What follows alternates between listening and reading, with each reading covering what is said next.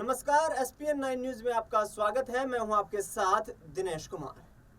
मोदी 3.0 यानी कि मोदी सरकार का तीसरा कार्यकाल। इस कार्यकाल में वक्फ बोर्ड को लेकर के हाल ही में जो संसद का बजट सत्र चल रहा है, उसमें केंद्र सरकार एक बड़ा फैसला लेने जा रही है।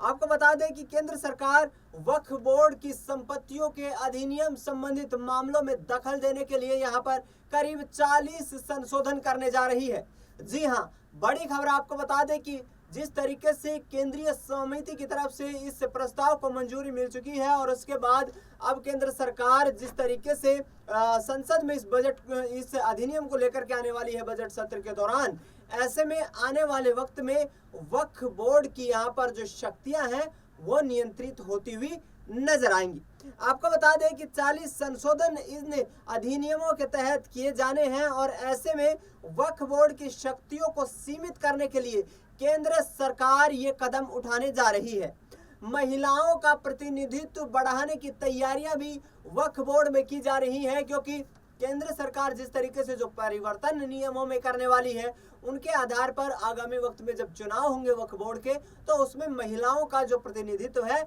उसको बढ़ाने की कोशिश की जा रही है।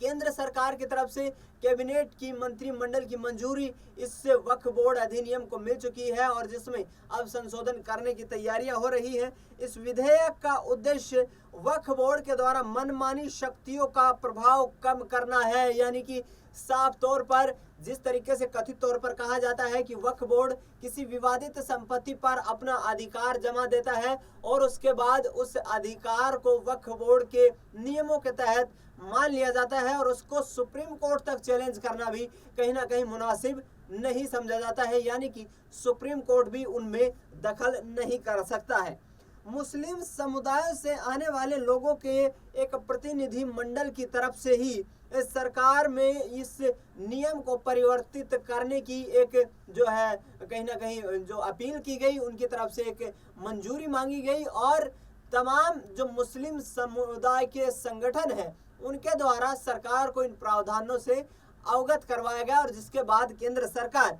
ये फैसला लेने जा रही है। मुस्लिम समुदाय में प्रमुखता के साथ बात करें तो बोहरा समुदाय, मुस्लिम महिलाएं और शिया समुदाय की तरफ से ये मांग की गई है कि जो वक्फ बोर्ड है उसकी परिसंपत्तियों के अधिनियमों में अब परिवर्तन करने का नियम आ गया है। जाहिर तौर पर आगामी वक्त में ये परिवर्तन किए जा सकते हैं। देश भर में वक्फ बोर्ड के तहत करीब 8,70,000 संपत्तियां आती हैं। 8,70,000 संपत्तियों का मतलब ये है कि जिस तरीके से एक यहाँ पर बड़ी संख्या में जो संपत्तियां हैं उन पर वक्फ बोर्ड का अधिकार है और 9,40,000 एकड़ जमीन भी वक्फ बोर्ड पर आती है। कहा यह जा रहा है कि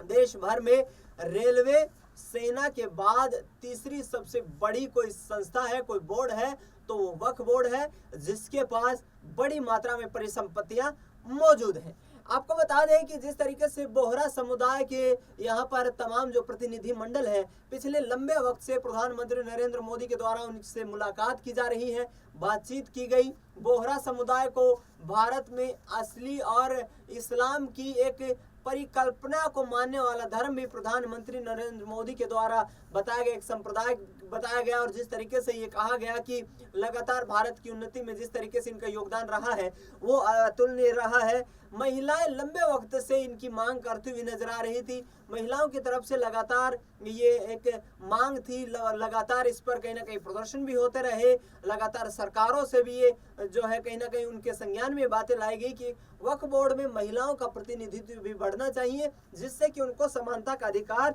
मिल सके। शिया समुदाय जिसकी संख्या भारत में विशेष तौर पर देखा जाए तो सुन्नी समुदाय से कम नजर आती है, यानी कि उनका जो परसेंटेज है वो सुन्नियों के मुकाबले कम है और ऐसे में शिया समुदाय और सुन्नी समुदाय के बीच कहा जाता है कि कथित तौर पर कुछ चीजों को लेकर विवाद लगातार देखने को मिलता रहता है। ऐसे में वक्फ बोर्ड की शक्तियों को अब नियंत्रित करने के लिए यहाँ पर जो है केंद्र सरकार इस अधिनियम में परिवर्तन करना चाहती है, संशोधन करना चाहती है और संशोधन करने के लिए केंद्रीय मंत्रिमंडल से इस चीज की जो है मंजूरी मिल चुकी है। ऐसे में आने वाले वक्त में वक्फ बोर्ड को लेकर के जिस तरीके की भ्रांतियां थी,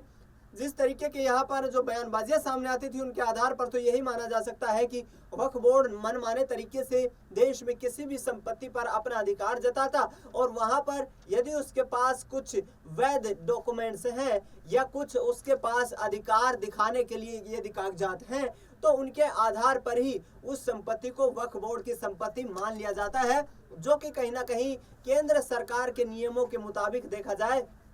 तो कानून के जो है अनुकूल नहीं है, उसके प्रतिकूल है, उसके विपरीत है। और ऐसे में कहीं ना कहीं ये बड़ा निर्णय जो है परिवर्तन करने का, संशोधन करने का निर्णय केंद्र सरकार की तरफ से लिया जा रहा है। इस पर AIMIM के चीफ हैदराबाद से सांसद असदुद्दीन ओवैसी ने अपनी प्रतिक्रिया व्यक्त की है। असदुद्दीन ओवैसी ने कहा है कि वक्फ बोर्ड एक स्वायत्त संस्था है, यानी कि एक इंडिपेंडेंट जो है बोर्ड है, संस्था है, और इसकी कहीं ना कहीं जो संपत्तियां हैं उनका अधिकार क्षेत्र वक्फ बोर्ड के पास ही सुरक्षित है। ऐसे में वक्फ बोर्ड देश भर में तमाम जगह पर मस्जिदों और मदरसों का भी निर्माण करता है। हालांकि सभी मस्जिदों और मदरसों का निर्माण जो है वो वक्फ बोर्ड के द्वारा नहीं किया गया है, लेकिन बड़ी संख्या में यहाँ पर मस्जिदें और मदरसे मौजूद हैं जिनका निर्माण करने में वक्फ बोर्ड अपनी जो है भूमिका निभाता है, उनको यहाँ पर फंड देता है और उसी आधार पर इस्लामिक शिक्षा जो है मदरसों में वो उपलब्ध करवाई जाती है। ऐसे में भारत सरकार बड़े पैमाने पर परिवर्तन करने के लिए ये फैसला ले रही है। इसमें असदुद्दीन ओवैसी की तरफ से साफ तौर पर ये कहा गया है कि ये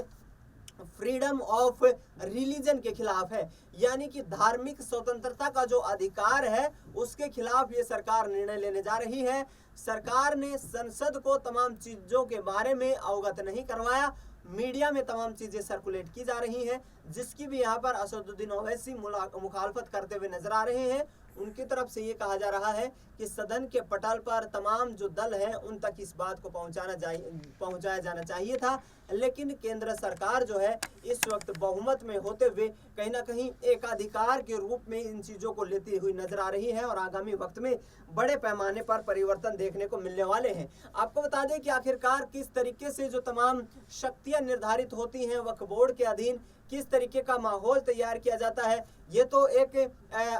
अनुकल्पनीय चीज है, क्योंकि जिस तरीके से बार बार इन चीजों को लेकर जो सवाल उठते रहे हैं, जो विवाद होते रहे हैं, परिसंपत्तियों को लेकर के जो विवाद उठते रहे हैं, उनको लेकर के ये कहा जा रहा है कि वक्फ बोर्ड की कुछ ऐसी शक्तियां हैं जो कहीं ना कहीं अनियंत्रित हैं, यानी कि कानून के दायरे से बाहर हैं, उनको भी कानूनी अमली जामा पहनाने की तैयारियां अब केंद्र सरकार करती हुई नजर आ रही है। देखना यह होगा कि इस पूरे मुद्दे पर जो राजनीति हो रही है वो राजनीति इस पूरे मुद्दे को किस तरीके से प्रभावित करती हुई नजर आती है और क्या वक्फ बोर्ड अब सरकार के नियंत्रण में आ जाएगा। फिलहाल इस खास कार्यक्रम में इतना ही। देश दुनिया की तमाम बड़ी खबरों के लिए आप देखते रहिए SPN9 न्यूज।